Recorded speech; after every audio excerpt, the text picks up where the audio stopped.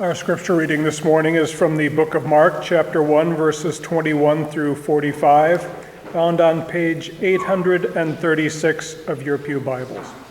Just please stand as you're able for the reading of the gospel. And they went into Capernaum, and immediately on the Sabbath he entered the synagogue and was teaching. And they were astonished at his teaching, for he taught them as one who had authority, and not as the scribes. And immediately there was in their synagogue a man with an unclean spirit, and he cried out, "What have you to do with us, Jesus of Nazareth? Have you come to destroy us? I know who you are, the Holy One of God." But Jesus rebuked him, saying, "Be silent, and come out of him." And the unclean spirit, convulsing him and crying out with a loud voice, came out of him. And they were all amazed, so that they questioned among themselves, saying, "What is this? A new teaching with authority. He commands even the unclean spirits, and they obey him."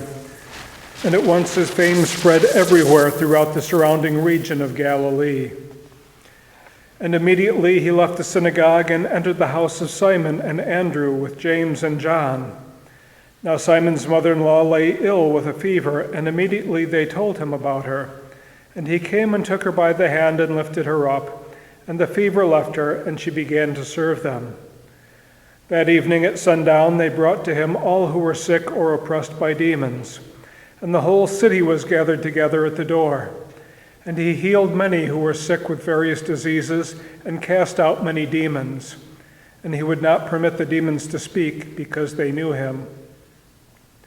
And rising very early in the morning, while it was still dark, he departed and went out to a desolate place, and there he prayed. And Simon and those who were with him searched for him, and they found him and said to him, "Everyone is looking for you." And he said to them, "Let us go on to the next towns, that I may preach there also, for that is why I came out." And he went throughout all Galilee, preaching in their synagogues and casting out demons. And a leper came to him, imploring him and kneeling, and said to him, "If you will, you can make me clean." Moved with pity, he stretched out his hand and touched him and said to him, "I will, be clean." And immediately the leprosy left him, and he was made clean. And Jesus sternly charged him and sent him away at once, and said to him, "See that you say nothing to anyone, but go show yourself to the priest and offer for your cleansing what Moses commanded, for a proof to them." Then he went out and began to talk freely about it and spread the news, so that Jesus could no longer openly enter a town, but was out in desolate places, and people were coming to him from every quarter. May we be blessed by God's word for our lives. In today's reading, we heard of many healings done by Jesus. The man with the unclean spirit, a leper, Simon's mother-in-law, and then many people from around that region who came to be healed. I often thought it was kind of selfish of Jesus to heal Simon's mother-in-law so that she could get up and serve them. Why not give the poor woman a break to have a little downtime for herself? It was probably the typical multi-generational household of the time, and surely there were other people there who could have done that work. But then I discovered that serving an honored guest in one's home was an honor in and of itself.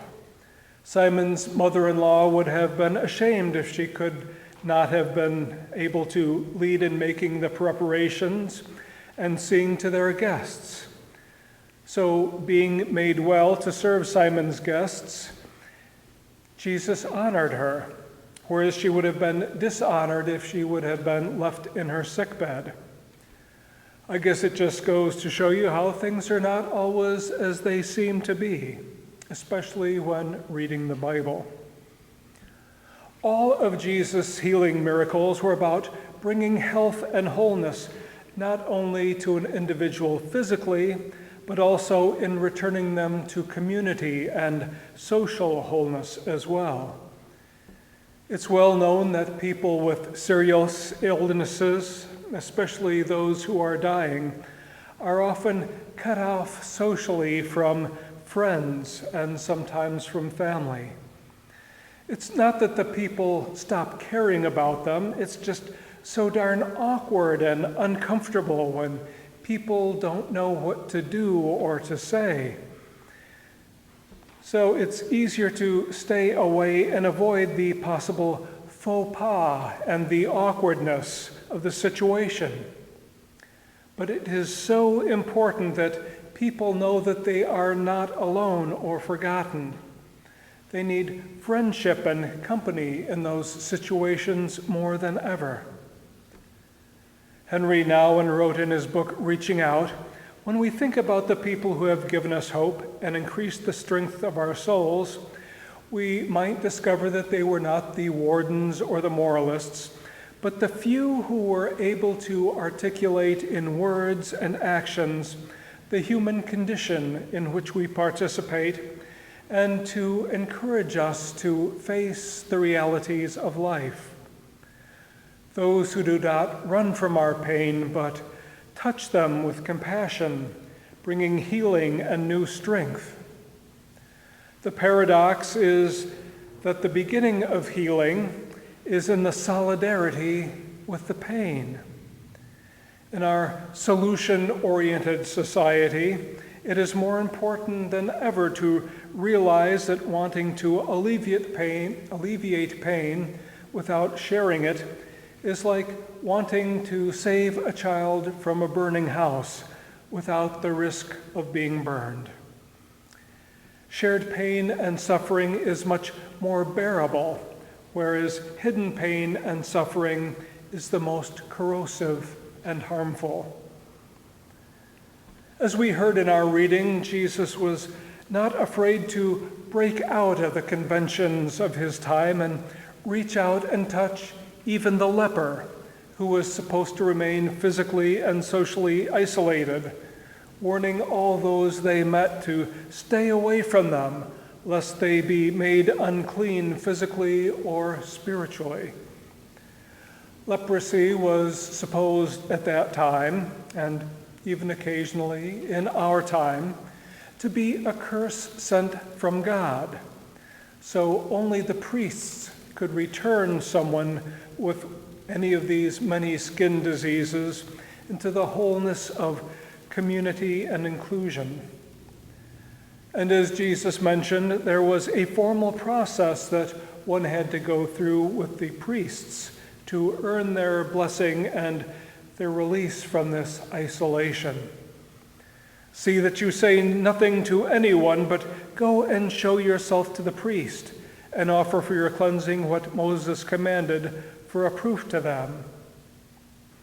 Now the man knew that Jesus had made him clean, and disregarding the conventions himself, he went out and began to talk freely about it and to spread the news so that Jesus could no longer enter a town, but went out to desolate places, and people were coming to him from every quarter. Ah, the price of fame, even before there were paparazzi. Possibly one of the reasons that Jesus asked people to remain silent about their healing was that the press and the demands of the crowds inhibited some of the other forms of his ministry, such as preaching and teaching. He knew he was not there to earn fame and the adoration of the crowds by being a miraculous healer, but by spreading the gospel message and ultimately suffering and dying on the cross and taking the sins of the world upon himself. Yet he still found it an important part of his ministry to take time and to reach out and heal those around him individually. The story is told about Michael Wayne Hunter, who was put on death row in San Quentin prison. After his third year on death row, something happened.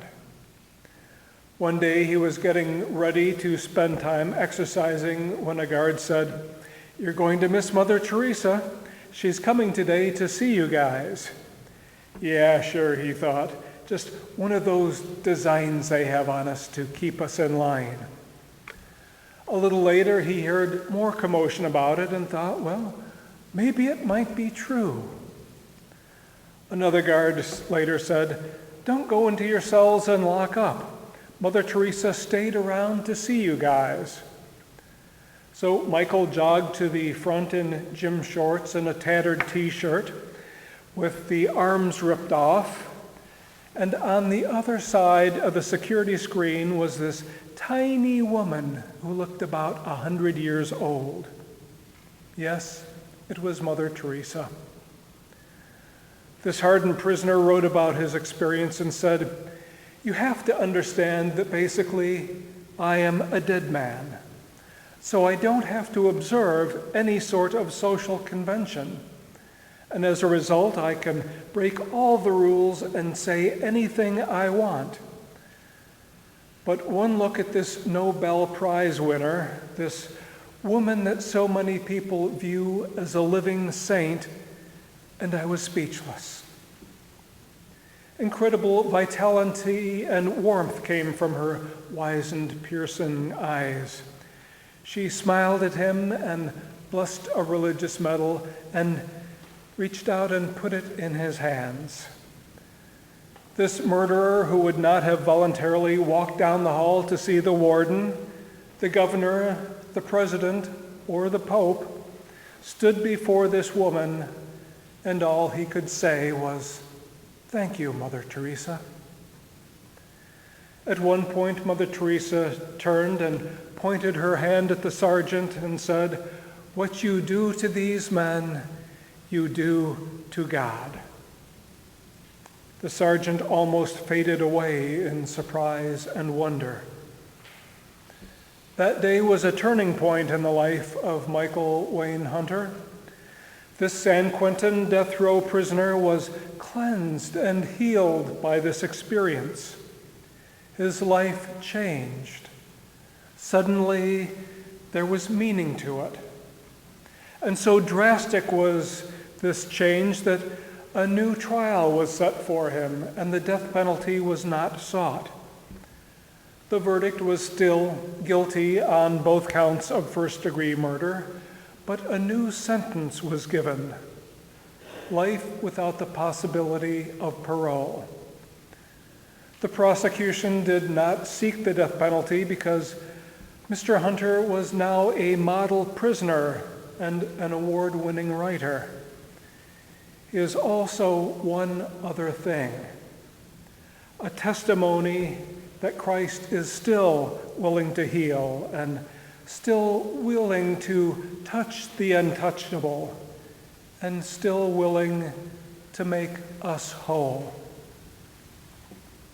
We too have the power to heal, probably not to heal those with dread diseases such as cancer, no matter how desperately we might want to, or to heal death row inmates. But we have power to forgive those who have wronged us, and the power to reach out to those that are alone and lonely. We have power to show compassion to the least, the last, and the lost of our brothers and sisters who are in need. And we can share our most valuable resource, our time and our presence, just as Jesus did. It's amazing what power our mere presence has. Many people judge themselves more harshly than any court could or would, and as a result, they isolate themselves out of their sense of shame. Jesus' healing miracles were all about restoring people to a sense of community, whereas the strict judgments of the priests and Pharisees brought about separation of these people both from God and from other people by excluding them both from the temple and their community. May we be like Jesus and willingly reach out to those who need it. So often we have to do and say very little. It's our simple presence that speaks volumes about our love and acceptance, as well as that of God. Our mere willingness to be present with that person makes a powerful statement of our love and concern for them, as well as that of the God whom we represent. When we share of ourselves, our time, and our presence, we bless each other and gladden the hearts of God. May we show and share the love of Jesus for others whenever the opportunity presents itself, and include them in our sphere of love and compassion. May it be so for you and for me. Amen.